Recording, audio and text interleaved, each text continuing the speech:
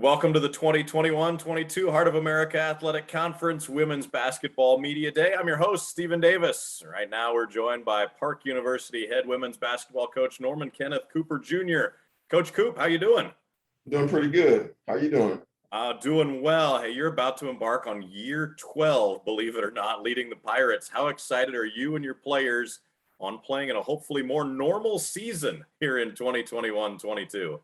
Hey, that's all they've been talking about. Last year was tough. No fans, none of this stuff, and I'm wearing masks and stuff, so it was tough on them. We still kind of in the mask phase, but they're excited to see fans. We've been to volleyball games, soccer games here with fans in the stands, so I think it'll be great to get back to some kind of normalcy. Was last year easily the strangest year of your coaching career? No doubt. I mean, no doubt. It was something you can't even think of, what we were going through and what the scenario was. And right now, everybody's talking about this mental health thing, and you could really see it last year with the players and the coaches, to be truthfully honest. I mean, it was just stressful. You didn't know day-to-day games, switching, changing, doing all this stuff, trying to figure out kids getting hit with COVID. It was the toughest year ever in my coaching career. Well, you got through it. Now we're, as you said, semi back to normal. And looking at the numbers, you're just 6 wins away from tying, 7 away from becoming the all-time winningest basketball coach in Park women's history. You'd surpass the late, great Josie Merriweather. What would an accomplishment like that mean to you if and when it gets done for you this season? It would be great, but it would be great because of the players that I brought in.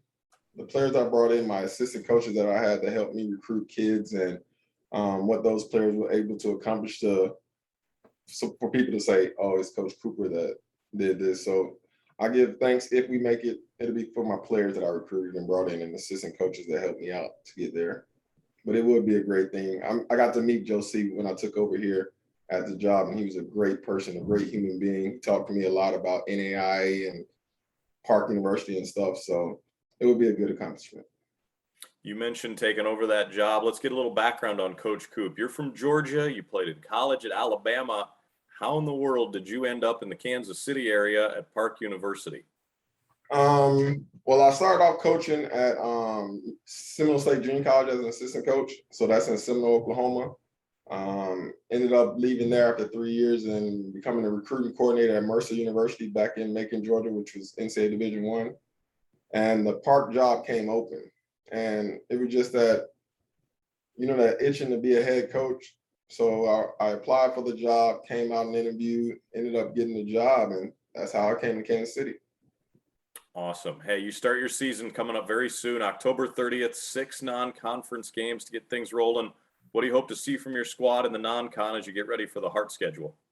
I just want to see them play our style, see how aggressive we can be defensively and move the ball and share the ball out on the offensive end. So I want to see the growth each game leading up to the Heart, because to me, the Heart is the toughest NAIA conference in the nation for women's basketball, in my opinion. So we have to build and get that team chemistry going before we step into the first game. All right, let's throw some names out there. Who are some of your returners you have back this year that you're looking to for leadership and production?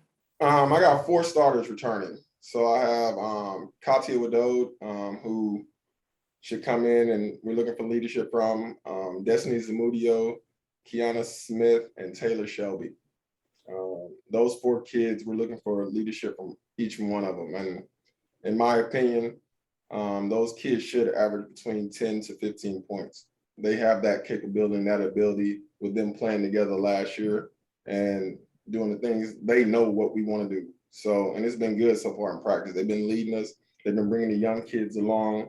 So it's been going well. I know they're ready to play against other competition besides ourselves to see where we're at. So the 30th should be interesting.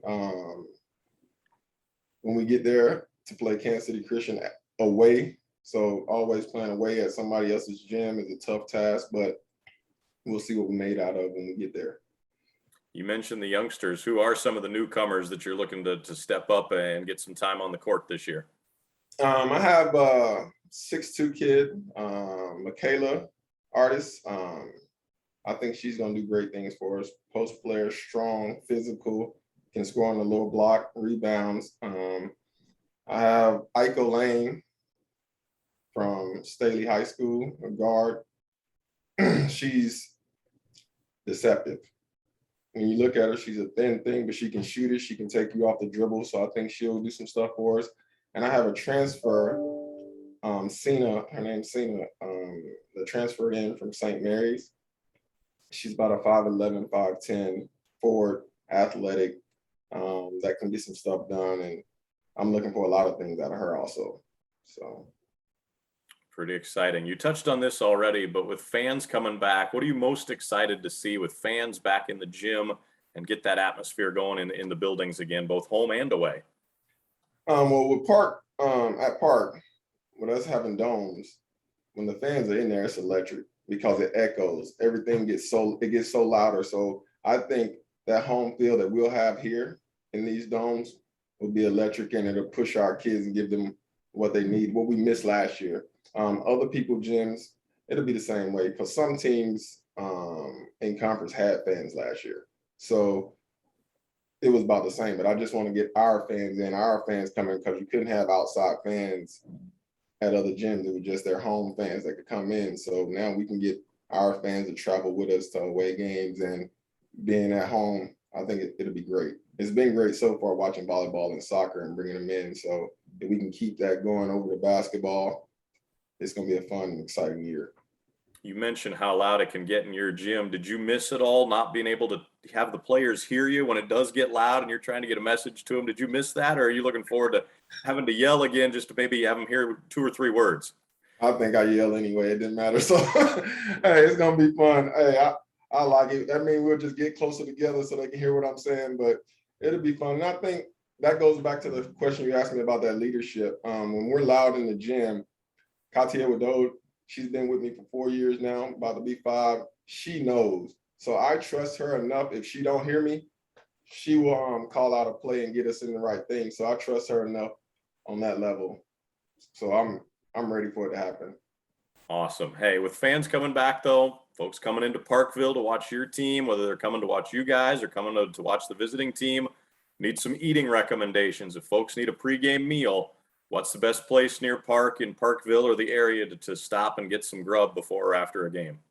After a game or before, they can stop at Stone Canyon Pizza downtown. We have a lot more restaurants around. Everybody's gonna say barbecue and say this, but Nick and Jake's is another spot they can get some food.